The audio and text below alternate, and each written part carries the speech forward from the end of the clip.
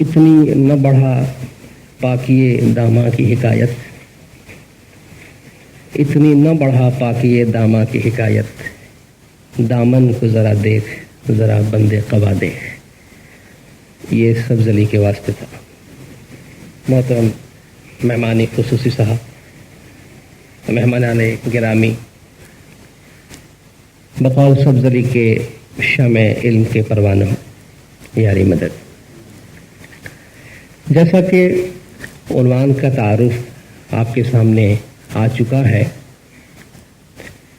اور یہ بھی آپ کو بتایا گیا کہ یہ تقریروں کا ایک سلسلہ ہے اور اس سلسلے کی بنیاد فراہم کرنے کی بات میں آج آپ کے سامنے کر رہا ہوں، تاکہ آئندہ جو بھی باتیں ہوں گی ان میں امامت سے متعلق جو چیزیں ہوں گی، اسماعیلی طریقے کے حوالے سے جو باتیں ہوں گی، ان کی بنیاد یقیناً قرآن پر ہوگی اور عقیدہ امامت پر ہوگی۔ اس لیے عقیدہ امامت قرآن کی روشنی میں کا عنوان میں آج آپ کے سامنے پیش کر رہا ہوں۔ یہ جو عنوان ہے اس میں دو تصورات پائے جاتے ہیں، دو الفاظ ہیں، دونوں تصورات ہیں، ایک قرآن، دوسرا امامت۔ قرآن سے مراد اللہ تبارک و تعالیٰ کا وہ کلام ہے جس سے اللہ کا آخری کلام سمجھا جاتا ہے، جو حضور اکرم صلی اللہ علیہ وآلہ وسلم صلوات اللہ علیہ پر نازل ہوا اور جو ایک کتاب کی صورت میں آج ہمارے پاس موجود ہے۔ عقیدہ امامت یا امامت اس کی تعریف بہت وسیع ہے، لیکن عام طور پر اس کی تعریف یہ ہے کہ حضور اکرم صلی اللہ علیہ وآلہ وسلم کے بعد، یعنی یہ عقیدہ رکھنا کہ حضور کے بعد آپ کے جانشین کا موجود ہونا جو امت مسلمہ کی ظاہری اور باطنی ہدایت کے لیے ہمارے درمیان رہے۔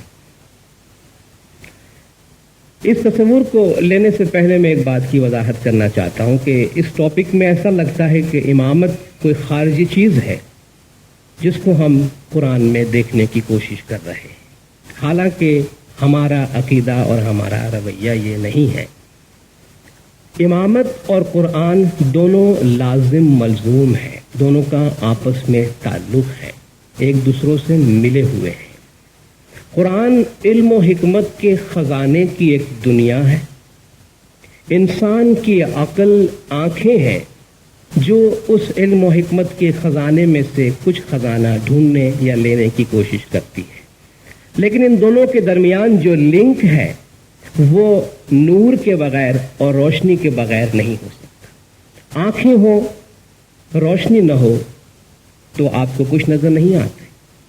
چیزیں موجود ہو اور آنکھیں ہو پھر بھی روشنی نہ ہو تو نہ وہ خزانہ آپ کے کسی کام کا ہے، نہ وہ آنکھیں کسی کام کی ہے۔ اور جو نور ہے، جو ان خزانوں کو آئیڈینٹیفائی کرتی ہے، جو ان خزانوں کی طرف اشارہ کرتی ہے، وہ نور امامت ہے۔ گویا نور امامت کے بغیر آپ قرآن کے بارے میں کوئی بات ہی نہیں کر سکتے۔ یہ ہمارا عقیدہ ہے اور پورے کے پورا قرآن جو ہے اس کا عنوان امام کے بارے میں ہے اور امام کی شان میں ہے، لیکن چونکہ لوگوں کا رجحان ایسا ہے، لوگوں کا ٹرینڈ ایسا ہے، لوگوں کا رویہ ایسا ہے کہ وہ قرآن کے ٹیکسٹ میں سے عقیدہ امامت کو دیکھنا چاہتے ہیں، اور جیسا کہ ظاہر ہے کہ عنوان بھی ایسا ہی ہے، تو اس عنوان کو سامنے رکھتے ہوئے، لوگوں کا رجحان سامنے رکھتے ہوئے، لوگوں کی ریکوائرمنٹ سامنے رکھتے ہوئے، وہ جو ٹیکسٹ موجود ہے قرآن کا، اس میں سے ہم عقیدہ امامت کو دیکھنے کی کوشش کریں گے۔ اس میں سے عقیدہ امامت کو دیکھنے کی کوشش کیوں کریں گے؟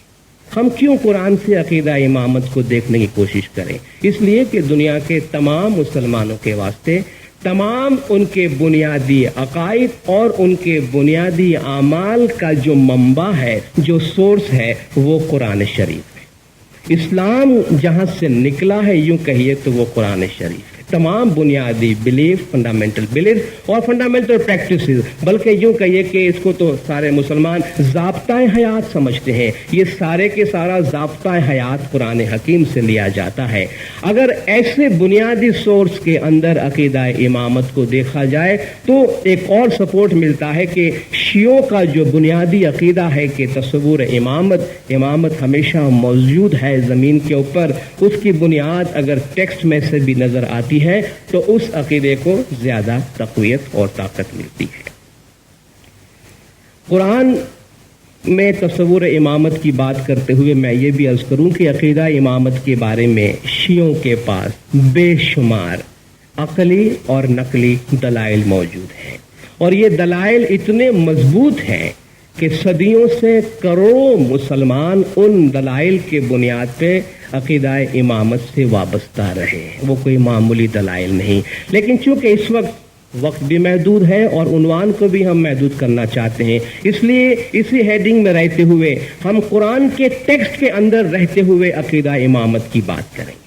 और फिर ये भी वजाहत करूं कि कुरान के टेक्स्ट को बिल्कुल इंडिपेंडेंटली देखना कभी भी मुमकिन नहीं है। कुरान का एक कॉन्टेक्स्ट है, कुरान का अपना एक पूरा माहौल है, कुरान की अपनी एक दुनिया है। वो 23 साल है जिसमें वो कुरान नाजिल हुआ, उसका एक बैकग्राउंड है, और सबसे बढ़कर कुरान का एक मुअल्लिम है, कुरान का एक टीचर है।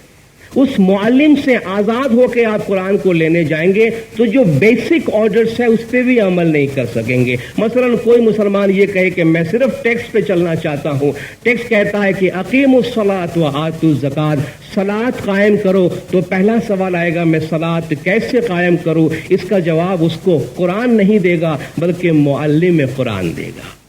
मैं ज़कात दूं तो कैसे ज़कात दूं, इसका जवाब भी उसको कुरान नहीं देता बल्कि उसको कुरान का जो मुअल्लिम है, कुरान का जो आलिम है, यानी हुजूर अकरम सल्लल्लाहु अलैहि वसल्लम सल्लल्लाहु अलैहि, वो इसका जवाब देते हैं। इसका मतलब ये है कि कुरान को आप हुजूर की ज़ात से अलहदा करके नहीं देख सकते।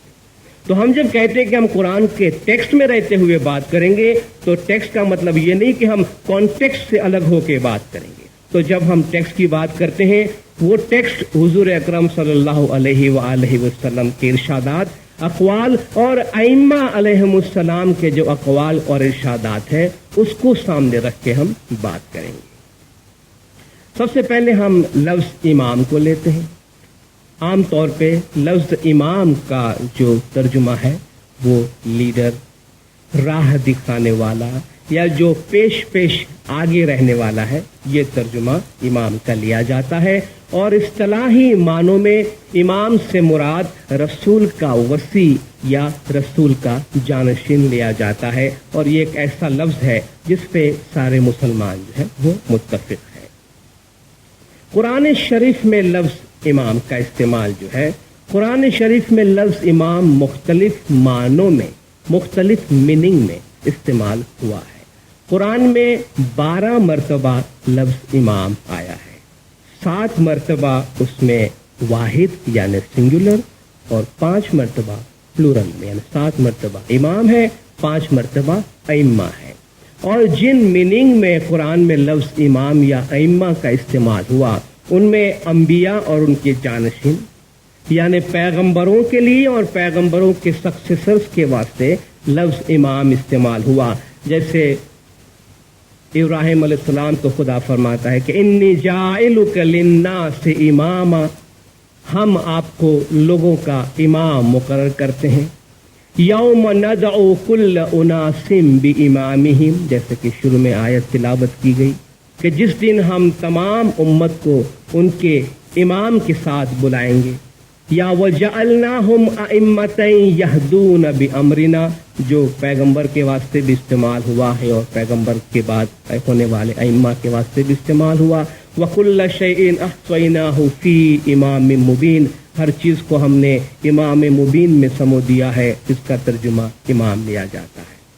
किताब के वास्ते भी लफ्ज़ इमाम इस्तेमाल हुआ है। वमिन क़ब्लिही किताबु मूसा इमामौ व रहमा, इससे पहले मूसा की किताब इमाम थी और रहमत थी। आप कहेंगे भाई ये इमाम और किताब का क्या रिलेशन है, इसको हम बाद में ज़रूर लेंगे। वकुल्ल शैइन अहसैनाहु फी इमाम मुबीन के हवाले से इमाम को इंसान कामिल की हैसियत से भी सूफिया कराम जो है वो लेते हैं। लफ्ज़ इमाम कुरान शरीफ में रास्ते के मानी में भी इस्तेमाल हुआ। वइन्नहुमा लबी इमाम मुबीन, ये दोनों गांव जो थे वो एक चौड़ी शाहराह के ऊपर थी, एक रास्ते के ऊपर ये दोनों गांव आबाद थे। तो रास्ते के वास्ते भी कुरान शरीफ में इमाम का लफ्ज़ इस्तेमाल हुआ। लेकिन इन तमाम अल्फाज को अगर आप आपस में मिलाएं और मीनिंग को देखें तो उसमें आपको लीडरशिप और हिदायत का कंसेप्ट ज़रूर मिलेगा।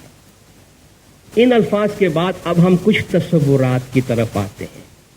अब तो ऐसा तो नहीं हो सकता कि हम अलहम से शुरू करें और सारा कुरान ख़त्म करें और जहाँ जहाँ अइम्मा की बातें हैं वो हम आपको बताएं, लेकिन हम कुछ बेसिक वर्ड्स कुरान में से लेते हैं, ऐसे वर्ड्स जो अपनी जगह पर एक कंसेप्ट है।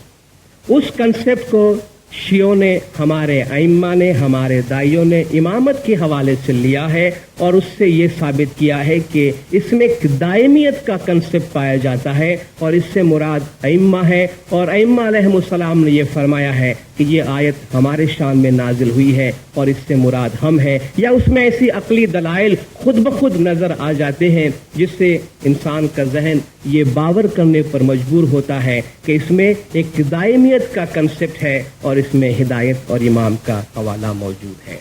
सबसे पहला जो लफ्ज़ और तस्वुर इसमें है वो खलीफा है। कंसेप्ट भी बहुत अव्वल है, पुराना है। वइज़ क़ाल रब्बुका लिल मलाइकति इन्नी जाइलुन फिल अर्दि खलीफा, वो वक्त याद करो जब हमने फरिश्तों से फरमाया कि हम ज़मीन पर अपना खलीफा मुकर्रर करने वाले हैं। इसमें बहुत सवालात आते हैं। खलीफा किसका खलीफा?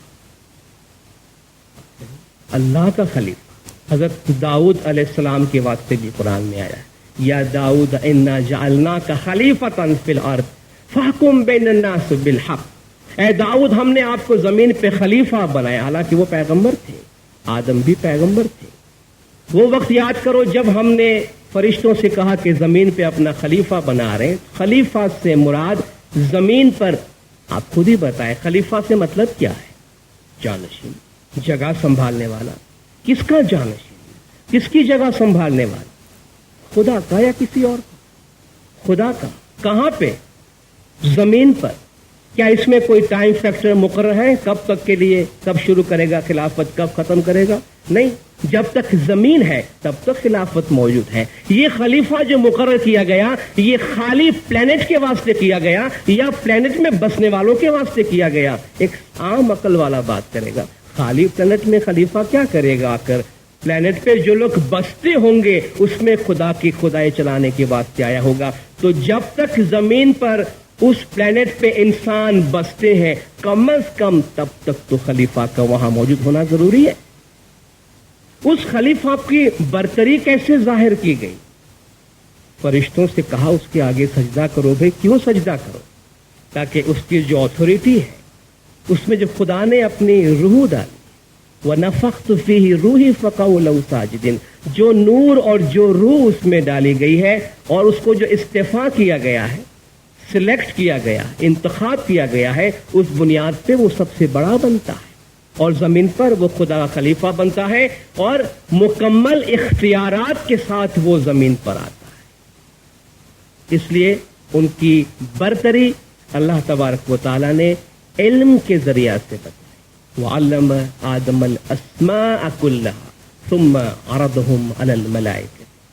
खुदा ने आदम को सारे अस्मा सिखा दिए और उसको फरिश्तों के आगे पेश किया। फरिश्तों से फरमाया कि तुम्हारे पास कुछ हो तो बताओ। कहा ये इल्म हमारे पास नहीं है। सुब्हानक ला इल्म लना इल्ला मा अल्लमतना, तूने जो कुछ हमें सिखाया वो हमारे पास है, बाकी इसके पास जो है वो हमारे पास नहीं है। तो खलीफाए खुदा की बरतरी खुदावंद ताला ने हमेशा के वास्ते साबित करके उसे जमीन पर भेजा और ये खलीफाए खुदा पैगंबर है, इमाम है और जमीन पर खुदावंद ताला के नूर का मजहर है, क्योंकि उसमें खुदावंद ताला ने अपनी रूह और अपना नूर डाला है। दूसरा लफ्ज, दूसरा कंसेप्ट जो कुरान शरीफ में मिलता है, हादी या हिदायत। اللہ تبارک و تعالیٰ اپنے آپ کو ہادی کہتا ہے کہ وہ سب کی ہدایت کرتا ہے۔ وہ حضور اکرم صلی اللہ علیہ وآلہ وسلم صلوات اللہ علیہ کے بارے میں فرماتا ہے کہ وہ لوگوں کو ہدایت کرتا ہے۔ ہدایت کا مطلب کیا ہے؟ ہدایت کی ضرورت کس کو ہے؟ ہدایت کا مطلب ہے کہ جو مخلوق پیدا کی گئی ہے اس کو جس قسم کی بھی ظاہری اور باطنی ضرورتیں ہیں وقت کے مطابق وہ انہیں فراہم کی جائے۔ اس لیے اس کو قرآن میں ایک دعا کی صورت دی گئی کہ اہدنا الصراط المستقیم، خدایا ہمیں سیدھے راستے کی ہدایت کر۔ گویا ہدایت اتنی بھاری اور اتنی اہم چیز ہے کہ اسے ایک دعا کے طور پہ دی گئی اور سکھائی گئی۔ حضور کے بارے میں فرمایا گیا انما انت منذر وَلِكُلِّ قَوْمٍ ہاد، اے محمد آپ ڈرانے والے ہیں اور ہر قوم کے لیے ایک ہادی ہوا کرتا ہے۔ اور حضور اکرم صلی اللہ علیہ وآلہ وسلم صلوات اللہ علیہ نے فرمایا کہ بے شک میں ڈرانے والا ہوں اور ہر قوم کے لیے ہادی علی اور ان کے بعد ہونے والے امام ہیں۔ ایک اور کنسپٹ، بنیادی لفظ جسے ہم نے اپنے دعا میں بھی رکھا ہے امام کے حکم کے مطابق اور ہم اپنی دعا میں پڑھتے ہیں، تمام شیعوں کے نزدیک ایک بہت ہی بنیادی لفظ ہے اولو الامر، یا ایھا الذین آمنوا اطیعوا اللہ واطیعوا الرسول واولی الامر منکم، اے ایمان والو اطاعت کرو اللہ کی اور رسول کی اور اولو الامر کی۔ اور یہ ایک ایسی بنیادی آیت ہے کہ ہمیشہ کے واسطے اطاعت، ہدایت، امر کے مسئلے کو حل کر دیا گیا ہے، اور تمام مسلمان اس بات پہ متفق ہے کہ حضور کے بعد اولو الامر ہے ضرور، خلافت رسول کے بعد خلیفہ ہونا چاہیے، امام ہونا چاہیے، یہ کوئی متنازع فیہ مسئلہ نہیں ہے۔ مسئلہ یہ ہے کون ہونا چاہیے، اس کی کیا خصوصیات ہونی چاہیے۔ اولو الامر کا فرمان تو آگے اور تمام مسلمانوں کو ماننا ہے اور مانتے ہیں کہ رسول کے بعد ہدایت کے لیے اولو الامر کو رکھا گیا ہے۔ ڈفرنس صرف یہ ہے کہ وہ اولو الامر کون ہو سکتا ہے۔ اہل سنت والجماعت کے ہمارے بھائی کہتے ہیں کہ جو سربراہ مملکت ہے، جو قوم کا لیڈر ہے، وہ اولو الامر ہو سکتا ہے۔ اس اعتبار سے اگر خدا نخواستہ دو مسلم مملکت کے سربراہ مملکت ایک دوسرے کے خلاف فیصلہ دے تو خدا کے فرمان کے مطابق دونوں پہ عمل کرنا لازمی ہو جاتا ہے۔ اور آپ سمجھ سکتے ہیں کہ اس اعتبار سے اور ایسے حالات میں صورتحال کیا ہوگی۔ شیعوں کا یہ عقیدہ ہے کہ جس طرح اطیعوا اللہ و اطیعوا الرسول و اولی الامر منکم کے اندر اطاعت کا ایک ہی سلسلہ استعمال کیا گیا ہے، جس طرح اللہ کی اطاعت ہے اسی طرح رسول کی اطاعت ہے، اسی طرح اولی الامر کی اطاعت ہے۔ اور یہ اولی الامر کو لوگ اپنی طرف سے مقرر نہیں کر سکتے ہیں، بلکہ یہ منصوص من جانب اللہ، یعنی جس طرح رسول اللہ کی جانب سے مقرر کیا ہوا ہے اس کو لوگ الیکٹ نہیں کرتے، اسی طرح اولو الامر بھی خدا کی جانب سے مقرر کیا ہوگا، منصوص من جانب اللہ ہوگا اور اس کی اطاعت کی جائے گی۔ تو اولو الامر کے بارے میں شیعوں کا یہ عقیدہ ہے کہ وہ عوام کا منتخب شدہ نہیں بلکہ اللہ کے فرمان کے مطابق ہوتا ہے، اور اس کا فرمان اتنا اہم ہوتا ہے کہ اس کو اللہ نے اولو الامر اس لیے فرمایا کہ وہ زمین پر خدا کے امر کو ریپریزنٹ کرتا ہے۔ اور ما کان للمؤمن ولا مؤمنة اذا قضى الله ورسوله امرا ان يكون لهم الخيارة من امرهم، کسی مومن مرد اور مومن عورت کو یہ حق باقی نہیں رہتا کہ جب اللہ اور اس کا رسول کسی معاملے میں امر دے دے، فیصلہ سنا دے، تو اس کے سامنے ان کا کوئی اور اختیار باقی رہے۔ یہ جو اللہ کا امر ہے، اس کا مظہر، اس کا صاحب، اس کا حامل زمین پہ ہمیشہ کے واسطے اولو الامر ہے، ان کی تابعداری مسلمانوں پہ اور مومنوں پہ لازم قرار دی گئی ہے۔ ایک اور لفظ جو قرآن میں ہے اہل الذکر، قرآن کو خدا نے ذکر کا نام دیا ہے۔ ذکر کا مطلب یاد دہانی ہے، اور حضور کو بھی قرآن شریف میں ذکر کا نام دیا ہے، اور اہل ذکر سے مراد ذکر والے۔ اور اس کا کانٹیکسٹ یہ ہے کہ خدا نے فرمایا کہ فَاسْأَلُوا أَهْلَ الذِّكْرِ إِن كُنتُمْ لَا تَعْلَمُونَ، اگر تم کوئی چیز نہیں جانتے ہو تو ذکر کے مالک سے یا ذکر والے سے پوچھ دو، یعنی ان سے پوچھو جن کا تعلق قرآن سے اور جن کا تعلق رسول سے ہے۔ رسول اگر ذکر ہے تو اہل ذکر اہل رسول ہے، یعنی رسول کے اہل بیت ہیں۔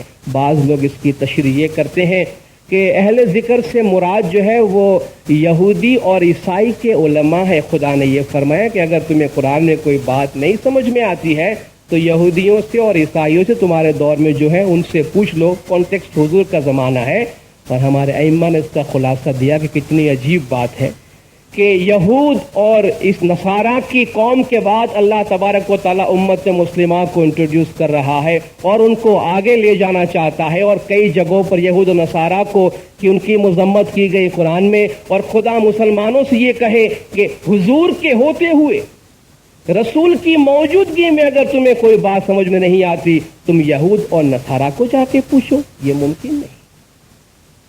کا مطلب یہ ہے کہ کوئی بات تمہیں سمجھ میں نہ آئے تو اہل ذکر یعنی ائمہ علیہم السلام رسول کی اہل بیت سے پوچھو، جو ہمیشہ تمہارے درمیان روئے زمین پر موجود رہیں گے۔ اور ہمارے ائمہ علیہم السلام نے اس کا دعویٰ فرمایا کہ خدا کے اس کلام کے مطابق اہل ذکر جو ہیں وہ ہم ہیں، وہ کوئی اور نہیں۔ خدا نے فرمایا کہ اے ایمان والو، یا ایھا الذین آمنوا اتقوا اللہ وابتغوا الیہ الوسیلہ، لفظ وسیلہ، اے ایمان والو اللہ سے ڈرو اور اس تک پہنچنے کے لیے وسیلہ تلاش کرو۔ یہ لفظ قرآن میں موجود ہے، یہ آیت قرآن میں موجود ہے اور تمام مسلمانوں کے واسطے موجود ہے۔ خدا تک پہنچنے کے لیے وسیلہ تلاش کرو، اور وہ وسیلہ جیسا کہ میں پہلے کہہ گیا زمین پر خدا کا مظہر ہے، خدا کا خلیفہ ہے، اور یہ وسیلہ مکمل اختیارات کے ساتھ آیا ہے۔ زمین پر خدا کی خزانے کی تمام چابیوں کے ساتھ آیا ہے، وہ بغیر اختیارات کے ساتھ نہیں آیا۔ اگر وسیلے کا کنسپٹ واضح ہو، خود خدا فرماتا ہے کہ ایمان والو براہ راست مجھ تک نہیں آؤ، اتقوا اللہ وابتغوا الیہ الوسیلہ، خدا سے ڈرو، اور اگر خدا تک پہنچنا چاہتے ہو تو وسیلے کو ڈھونڈو، اور وہ وسیلہ زمین پر پیغمبر اور پیغمبر کے بعد امام ہے، اور جو امام تک پہنچ جاتا ہے آگے پہنچنا وہ امام کا کام ہے کہ اس سے پہنچائے۔ یہی وجہ ہے کہ ہم اپنے ہر چیز کو ڈائریکٹ کرتے ہیں زمانے کے امام کی طرف، اور وہ ہم اپنی مرضی کے مطابق نہیں کرتے، اللہ تبارک و تعالیٰ کے اس فرمان کے مطابق کرتے ہیں کہ وابتغوا الیہ الوسیلہ۔ قرآن حکیم میں ہدایت ہی کے کانٹیکسٹ میں الصراط المستقیم کا ذکر ہے، اہدنا الصراط المستقیم، اور خود خداوند تعالیٰ کا فرمان ہے، اور قرآن کے حوالے سے یہ بات ظاہر ہوتی ہے کہ جو ہدایات کا مجموعہ اللہ تبارک و تعالی ہمیں دیتا ہے وہ صراط مستقیم ہے، اور قرآن میں یہ کہلوایا گیا کہ ان ربی علی صراط مستقیم، اے رسول کہہ دے کہ میرا پروردگار صراط مستقیم پر ہے۔ اور حضور سے فرمایا گیا انک علی صراط مستقیم، تو بھی صراط مستقیم پر ہے، انک لتہدی الی صراط مستقیم، تو صراط مستقیم کی طرف ہدایت کرتا ہے۔ صراط مستقیم سوائے ہدایت کے کسی اور چیز کا نام نہیں ہے۔ ایک مجموعہ ہدایت زمین پر انسان کس طرح اپنی زندگی گزارے، اس کی جو ہدایت ہے اس کو صراط مستقیم کہا جاتا ہے۔ اور حضور اکرم نے مولا مشکل کشا مرتضیٰ علی صلوات اللہ علیہ کے بارے میں فرمایا کہ یا علی الصراط صراطک والموقف موقفک، کہ اے علی راستہ تیرا راستہ ہے اور جو منزل ہے وہ تیری منزل ہے۔ ایک اور کنسپٹ جو بنیادی قرآن میں ہے حبل اللہ، اللہ کی رسی، وَاعْتَصِمُوا بِحَبْلِ اللَّهِ جَمِيعًا وَلَا تَفَرَّقُوا، تم سب آپس میں مل کر مضبوطی سے خدا کی رسی کو تھامے رہو۔ خدا کی رسی سے کیا مراد ہے؟ کیونکہ اس رسی کی کچھ خصوصیات موجود ہے، وہ رسی ان خصوصیات پہ پورا اترتی ہے یا نہیں؟ پہلے خدا فرماتا ہے وَمَن يَعْتَصِم بِاللَّهِ فَقَدْ هُدِيَ إِلَىٰ صِرَاطٍ مُسْتَقِيم، جو اللہ کو پکڑتا ہے اسے صراط مستقیم کی ہدایت مل جاتی ہے۔ اللہ کو کوئی کیسے پکڑ سکتا ہے؟ وَمَن يَعْتَصِم بِاللَّهِ فَقَدْ هُدِيَ إِلَىٰ صِرَاطٍ مُسْتَقِيمٍ، جو اللہ کو پکڑتا ہے اس کی صراط مستقیم کی طرف ہدایت ہو جاتی۔ اللہ کو پکڑنا کیا ہے؟ اس کی دو آیات چھوڑ کے خدا نے فرمایا کہ وَاعْتَصِمُوا بِحَبْلِ اللَّهِ جَمِيعًا وَلَا تَفَرَّقُوا، اللہ کو پکڑنا یہ ہے کہ اللہ کی رسی کو مضبوطی سے پکڑو، اور اس رسی کی خاصیت یہ ہے کہ اگر اسے مضبوطی سے پکڑا گیا تو انتشار اور افتراق سے، یعنی جدا ہونے سے، تفرقے سے، ڈویژن سے تم بچ جاؤ گے۔ لوگوں کا اپنا اپنا انٹرپریٹیشن ہے، اس کہتے ہیں قرآن شریف خدا کی رسی ہے، قرآن شریف امت کے درمیان موجود ہے، قرآن شریف لوگ پڑھتے ہیں، اس کے باوجود انتشار، افتراق موجود ہے۔ وَلَا تَكُونُوا كَالَّذِينَ تَفَرَّقُوا وَاخْتَلَفُوا مِن بَعْدِ مَا جَاءَهُمُ الْبَيِّنَاتُ، تمہارے پاس ہدایات آ جانے کے بعد تفرقہ مت کرو، ٹکڑے ٹکڑے مت ہو جاؤ، لیکن اس کے باوجود کہ بقول کسے کہ حبل اللہ موجود ہے، اس کے باوجود یہ ڈویژن کیوں؟ اسلام خدا کی رسی ہے، اسلام ہونے کے باوجود آج اسلام اپنے بہت سے ڈویژنوں سے پہچانا جاتا ہے۔ ان الذین فرقوا دینہم وکانوا شیعا لست منہم فی شیء، اے محمد جنہوں نے اپنے دین کو دن میں فرق کر دیا، ٹکڑے ٹکڑے کر دیے اور آپس میں گروہ میں بٹ گئے، آپ کا ان سے کوئی تعلق نہیں ہے۔ یہ خدا رسول سے فرماتا، ان الذین فرقوا دینہم وکانوا شیعا لست منہم فی شیء، جنہوں نے اپنے دین میں فرق کیا، ٹکڑا ٹکڑا کر دیا اور گروہ میں بٹ گئے، اے محمد ان سے آپ کا کوئی تعلق نہیں ہے۔ تو حبل اللہ وہ ہے کہ جنہوں نے حبل اللہ کو پکڑا، ان کا تعلق کہیں سے بھی ہو، وہ اس حبل اللہ کی وجہ سے آپس میں منجمد رہیں گے، آپس میں ایک جگہ پہ جمع رہیں گے۔ اور ہمارے ائمہ علیہ السلام کے اقوال کے مطابق انہوں نے یہ دعویٰ فرمایا کہ حبل اللہ سے مراد زمانے کا امام ہے، کہ جو شخص زمانے کے امام کی تابعداری کرتا ہے تو امام زمان کو پکڑنے کے بعد پھر ان کے درمیان کسی بھی قسم کا کوئی بنیادی تفرقہ اور کوئی بنیادی انتشار نہیں ہوتا۔ قرآن حکیم میں لفظ شاہد کا استعمال ہوا۔ شاہد کا مطلب ہے گواہ، وٹنس، اور یہ وٹنس اس طرح کہ خدا فرماتا ہے کہ قیامت کے دن میں ہر امت میں سے اس کا وٹنس نکالوں گا تاکہ وہ اس امت کے اعمال کی گواہی دے، جیسا کہ شروع میں قرآن کی آیت بھی آپ نے سنی، یوم ندعو کل اناس بامامہم، قیامت کے دن ہم ہر امت کو ان کے امام کے ساتھ بلائیں گے۔ اسی کے ہم معنی ایک لفظ استعمال ہوا کہ ہم ہر قوم کو ان کے وٹنس کے ساتھ بلائیں گے، ان کی گواہ کے ساتھ بلائیں گے، اور اسی معنی میں حضور کو شاہد فرمایا کہ یا ایھا النبی انا ارسلناک شاہدا ومبشرا ونذیرا وداعیا الی اللہ باذنہ وسراجا منیرا، کہ محمد ہم نے آپ کو گواہ بنایا ہے۔ جب حضور گواہ ہے تو آپ کے بعد ائمہ علیہ السلام لوگوں کے اعمال پہ گواہ ہے، اور اس کانٹیکسٹ میں قرآن شریف کے اندر ائمہ علیہ السلام کے واسطے جو دوسرا لفظ استعمال ہوا وہ ہے امتن وسطن، امتن وسطن، یعنی ایک درمیان والی امت جو ہمیشہ امت مسلمہ کے اوپر موجود ہے۔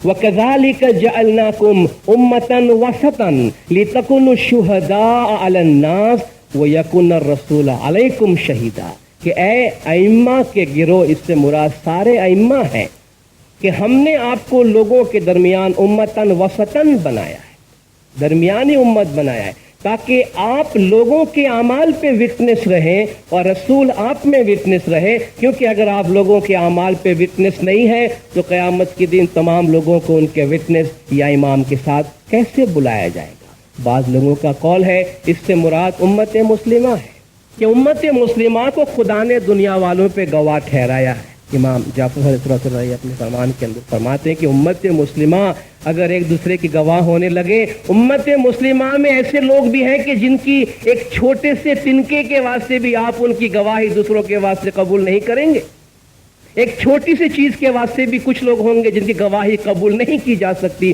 تمہارے آپس میں، تو یہ امت خدا کے دربار میں ناس کی یعنی لوگوں کی گواہی کیسے دے سکتے ہیں؟ اسی امت کو خیر امت کہا گیا ہے کہ کنتم خیر امت اخرجت للناس، तअमुरून बिल मारूफ व तनहौन अनिल मुनकर, तुम ही को हमने बेहतरीन उम्मत बना के पैदा किया है ताकि आप लोगों को अच्छी बातें बताएं और बुरी बातों से रोके। ये काम खुदा आम मुसलमानों के हवाले नहीं कर सकता कि वो खैर उम्मत बन जाएं, क्योंकि इसमें अम्र का हुक्म है। तअमुरून बिल मारूफ, आप अच्छे बातों के हुक्म देंगे और अच्छे बातों का हुक्म उलुल अम्र दे सकता है कि जो अम्र का साहिब है, जिसके हवाले अम्र किया गया है और अम्र के साथ नहीं साथ साथ आता है। इसलिए अमर बिल मारूफ और नहीं अनिल मुनकर का काम अइम्मा अलैहिमुस्सलाम का है, ये सारे उम्मत मुस्लिमा का काम नहीं है। कुरान हकीम का एक कंसेप्ट जिसको बारहा एक पूरे पैकेज के साथ पेश किया जाता है वो है वली, जो कि है बहुत बुनियाद लेकिन ऑफ रिपीटेड है, इसको बार बार बयान किया जाता है।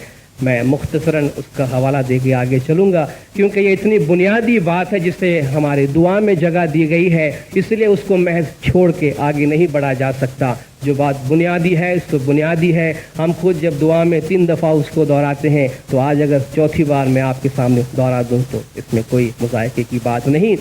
खुदा ने फरमाया कुरान में, वली यानी सरपरस्त, कारसाज, मास्टर हमारा कौन है। इन्नमा वलियुकुमुल्लाहु व रसूलुहु वल्लज़ीना आमनुल्लज़ीना युक़ीमुनस्सलात व युअतूनज़्ज़कात व हुम राकिऊन। क्या ईमान वालो, तुम्हारा वली, तुम्हारा मालिक, तुम्हारा लॉर्ड, तुम्हारा मास्टर, तुम्हारा कारसाज अल्लाह है। और एक ही लफ्ज़ तीनों के वास्ते इस्तेमाल हुआ है। अल्लाह है, रसूल है और वो है जो सलात कायम करते हैं और रुकू की हालत में ज़कात देते हैं। और इसकी शान नुज़ूल ये है कि अमीरुल मोमिनीन मुश्किल कुशा मौला मुर्तज़ा अली सल्लल्लाहु अलैहि एक दफ़ा सलात के दौरान हालत रुकू में एक साइल के सवाल करने पर अपनी उंगली आगे बढ़ा दी और साइल उसमें से अंगूठी निकाल कर ले गया, जिसको कुरान में तारीफ के तौर पे बयान किया गया कि तुम्हारा वली वो है रसूल के बाद कि जो सलात में रुकू की हालत में ज़कात देता है। और हुजूर ने फरमाया कि मौला मुश्किल कुशा मुर्तज़ा अली की वलायत का हुक्म मुझे इस आयत से बहुत पहले हो चुका था, लेकिन मैं एक मुनासिब मौके का इंतज़ार करता रहा, हत्ता कि मुझ पे गदीर खूम के मैदान में यानी आखिरी हज से वापसी के बाद मुझ पर ये या अय्युहा रसूल बल्लिग़ मा उन्ज़िला इलैहि मिन रब्बिक की आयत उतरी। और उसके बाद तमाम लोगों को जमा किया गया। हुज़ूर अकरम सल्लल्लाहु अलैहि वसल्लम सल्लल्लाहु अलैहि ने मौला मुश्किल कुशा मुर्तज़ा अली के इमामत का और वलायत का ऐलान फरमाया। और आपके अल्फाज वही थे जो इन्नमा वलियुकुमुल्लाह में है कि मन कुन्तु मौलाहु फ़अलियुल मौला, जिसका मैं मौला हूँ उसका अली मौला है।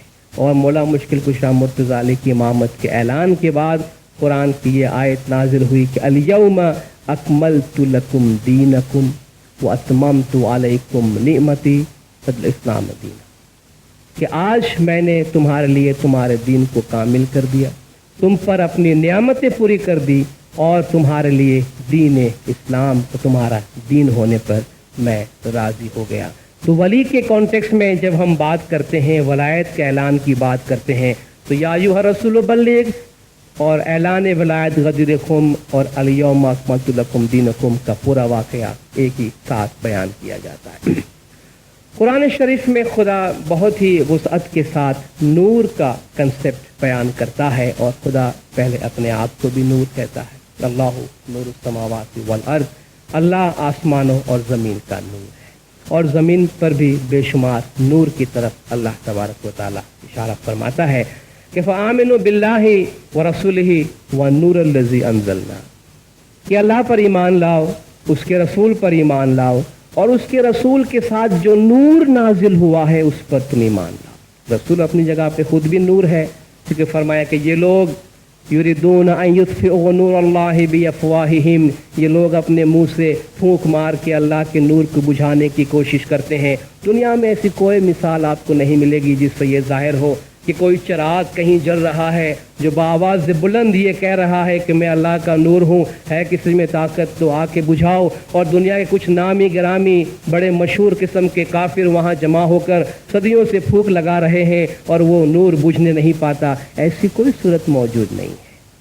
آپ کسی سے بھی پوچھیے اس آیت کا کیا مطلب ہے، کہا کہ یہاں نور سے مراد کوئی ظاہری نور نہیں ہے، اس سے حضور اکرم کی ذات مراد ہے، جنہیں لوگ جھوٹے دلائل سے یا جسمانی طور پہ شہید کرنے کے اعتبار سے آپ اس نور کو بجھانے کی کوشش کرتے تھے۔ تو معلوم ہوا کہ حضور بھی اپنی جگہ پہ نور ہے، ان کے ساتھ بھی ایک نور نازل ہوا، قَدْ جَاءَكُم مِّنَ اللَّهِ نُورٌ وَكِتَابٌ مُّبِينٌ، ہم نے تمہارے طرف کتاب بھیجا، اس کے ساتھ ایک نور کو بھیجا ہے۔ یہ جو نور ہے، رسول بھی نور ہے، کتاب بھی اپنی جگہ پہ نور ہے، اور اس کے ساتھ امامت اپنی جگہ پہ نور ہے۔ اس لیے حضور نے فرمایا کہ انا و علی من نور واحد، میں اور علی ہم دونوں ایک ہی نور سے ہیں، اور فرمان بھی آپ نے سنا کہ سینکڑوں برسوں سے ہمارے روحانی بچے امامت کی رسی سے ہدایت حاصل کرتے رہے ہیں، اور ہر معاملات میں امام کی طرف رجوع کیا ہے، اور اس کے نور نے تمہاری رہنمائی کی ہے، اور ہم دائمی طور پر اس نور کے وجود پر ایمان اور اعتبار رکھتے ہیں۔ میں نے پہلے عرض کیا تھا کہ ہم کتاب کے معنی میں قرآن شریف میں امام کا لفظ استعمال ہوا ہے۔ موسیٰ کی کتاب کو امام کہا گیا، کتاب کو امام کہا گیا ہے، امام کو کتاب کہا گیا، اور اس معنی میں ایک نیا کنسیپٹ پیدا ہوتا ہے کہ ظاہری کتاب کون سی کتاب ہے اور باطنی کتاب کون سی کتاب ہے۔ وَكُلَّ شَيْءٍ أَحْصَيْنَاهُ فِي إِمَامٍ مُّبِينٍ قرآن میں موجود ہے جو ہم پڑھتے ہیں۔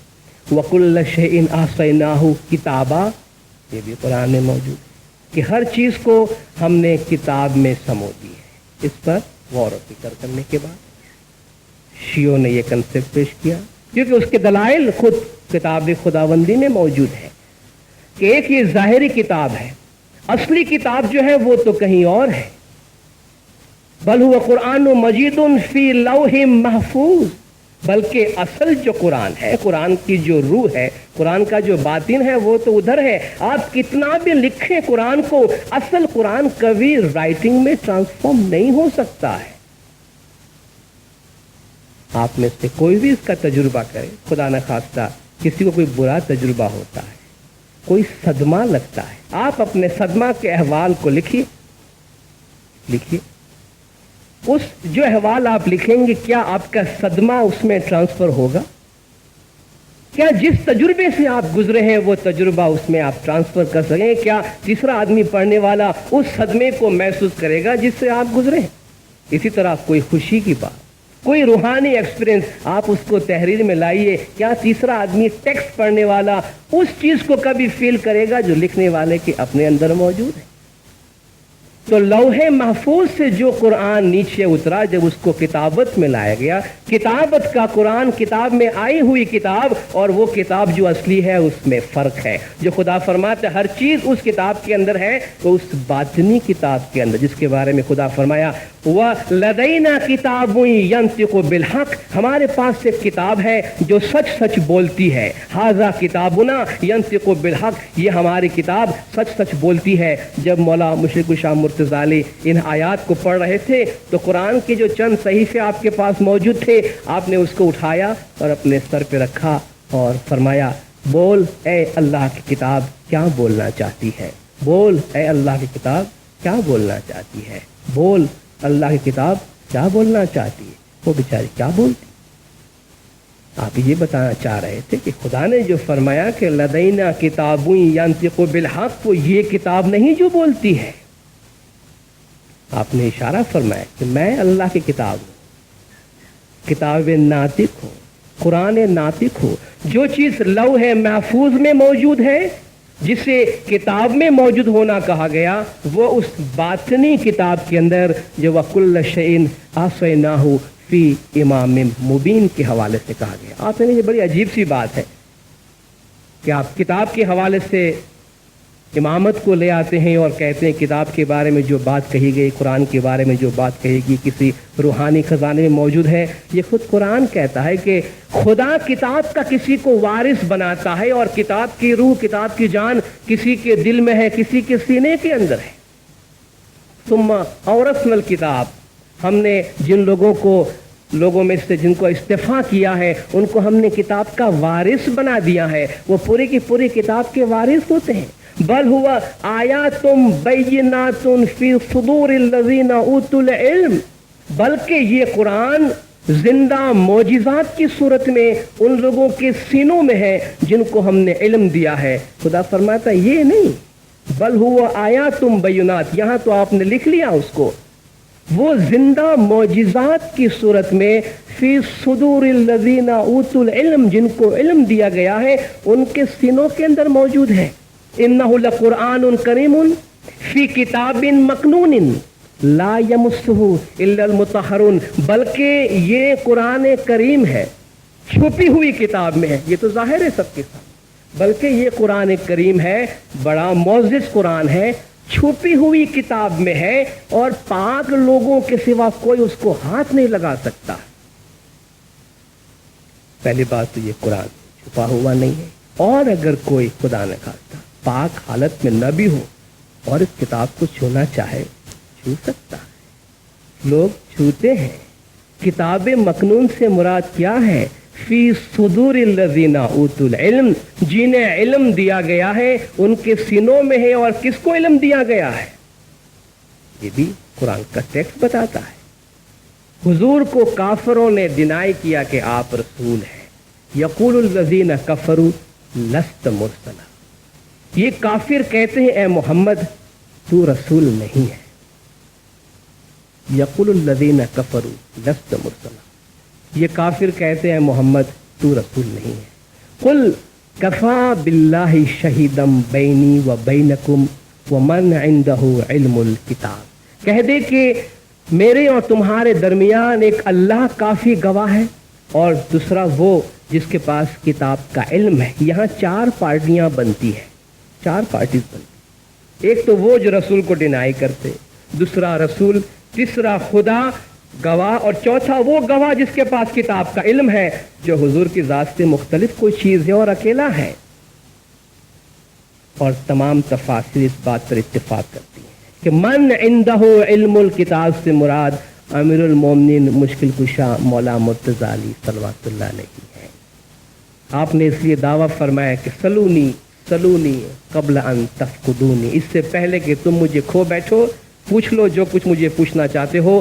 میں قرآن کے بارے میں ہر بات جانتا ہوں، کون سی آیت کہاں اتری، کیوں اتری، کیسے اتری، خشکی پہ یا طریق پہ، کس کے بارے میں نازل ہوئی، سارا علم میرے پاس ہے۔ میں ترجمان وحی خداوندی ہوں، خدا کے وحی کا ترجمان میں ہوں۔ اس لیے قرآن میں فرمایا کہ قرآن کی تعویل، قرآن کا باطن راسخون فی العلم کے سوا کوئی نہیں جانتا۔ حسبنا کتاب اللہ کہہ دینا کافی نہیں ہے، حسبنا کتاب اللہ کہہ کے میں صرف کتاب کو اپنے پاس رکھتا ہوں۔ علم تو پھر بھی من عندہ علم الکتاب کے پاس رہا، یعنی قرآن کا علم اس کے پاس ہے جس کو خدا نے کہا کہ من عندہ علم الکتاب، جس کے پاس کتاب کا علم ہے، جو راسخون فی العلم ہے۔ حضور اتنا بڑا خزانہ لے کر آئے، تھوڑا سا ایک منٹ کے واسطے سوچیے، ایک شخص ایک گھر بناتا ہے، بیوی بچے ہیں، خزانہ اپنے بچوں کے واسطے جمع کرتا ہے، چھپا کے رکھتا ہے کہ وقت آنے پہ بتاؤ، پھر ایک لمبے سفر میں چلا جاتا ہے، اس کو پتا ہے کہ آنے میں دیر لوگ شاید نہ بھی آئے، کسی کو بتاتا نہیں ہے کہ وہ خزانہ کہاں رکھا۔ اس شخص کے بارے میں آپ کیا سوچیں گے؟ اپنے اہل و عیال کے بارے میں، اس کے رویے کے بارے میں آپ کیا سوچیں گے؟ قرآن جیسا خزانہ خدا نے علم کا خزانہ دیا۔ حضور جانتے ہیں کہ اس دور میں یہ علم مکمل طور پہ کنوے نہیں ہوگا، قیامت تک اس کے علم سے فائدہ اٹھانا ہے۔ یا عقل اس بات کو مانتی ہے کہ اس خزانے کی چابی نہ دے، اس خزانے کو دیکھنے کے واسطے جو روشنی ہے، خزانے کے دیکھنے کے لیے جو نور ہے، اس کی طرف نشاندہی نہ فرمائے۔ قرآن کا ایک ظاہر ہے، اس کے کتنے باطن ہیں۔ حسبنا کتاب اللہ کہہ کے کوئی کتاب کو تو لے لے۔ ائمہ علیہ السلام نے فرمایا کہ قرآن شریف کے 4 لیئرز ہیں. اس میں عبرت ہے، اس میں استعارہ یعنی مثالیں ہیں، اس میں لطائف ہیں اور اس میں حقائق ہیں. عوام کی نگاہ عبرت تک پہنچتی ہے کہ آیتیں تھوڑی بہت پڑھ لی، فائدہ اٹھا لی. استعارہ یعنی جو مثالیں ہیں اس تک خواص کی نگاہ پہنچتی ہے، کچھ سلجھے ہوئے لوگوں کی نگاہ پہنچتی ہے. لیکن جو لطائف ہے اس کی طرف اولیاء کی نگاہ پہنچتی ہے، اور جو حقائق ہے اس کی طرف انبیاء کی نگاہ پہنچتی ہے. عوام نے اگر یہ کہہ دیا کہ یہ کتاب ہمارے پاس سفیشینٹ ہے تو آپ تو عبارت تک رہ جائیں گے، عبارت سے آگے نہیں جائیں گے. پھر اس کے لطائف کون بتائے گا، اس کی حقائق کون بتائے گا، اس کے استعارے کون بتائے گا. اس لیے ابتدائی سے اسماعیلیوں نے، شیعوں نے قرآن ہی پر بیس کرتے ہوئے، قرآن ہی پر بنیاد رکھتے ہوئے اس عقیدے کا اعلان فرمایا کہ قرآن کی تشریح، قرآن کی تفسیر حضور کے بعد مشکل کشا مولا مرتضیٰ علیہ صلوات اللہ علیہ اور ان کے بعد ہر زمانے کا امام کرتا ہے. اور اسی کی طرف حضور اکرم صلی اللہ علیہ وآلہ وسلم صلوات اللہ علیہ نے اپنے ارشاد میں اشارہ فرمایا کہ انی تارکن فیکم الثقلین، میں تمہارے درمیان 2 بھاری چیزیں چھوڑ جاتا ہوں، کتاب اللہ و عطرتی اہل بیتی، اللہ کی بک، اللہ کی کتاب اور میرے عطرت یعنی زمانے کا امام میرے اہل بیت. یہ دونوں ایک ساتھ رہیں گے. اور آج تک ہمارا نظریہ، ہمارا رویہ یہی ہے، کتاب خدا کا کلام ہے، امام من عندہ علم الکتاب ہے، اور جس کے پاس من عندہ علم الکتاب ہے تو کتاب خود بخود اس کے ساتھ ہے، جس کے پاس عندہ علم الکتاب یعنی جس کے پاس کتاب کا علم ہے. اور اس اعتبار سے زمانے کے امام شارح کتاب کی حیثیت سے امت مسلمہ کی اور اسماعیلیوں کی ہدایات فرماتے رہتے ہیں. کیونکہ آپ کو دوسری تقریر بھی سننی ہے، میں ان کلمات کے ساتھ اپنے آج کی تقریر کو اختتام پر لے جاتا ہوں.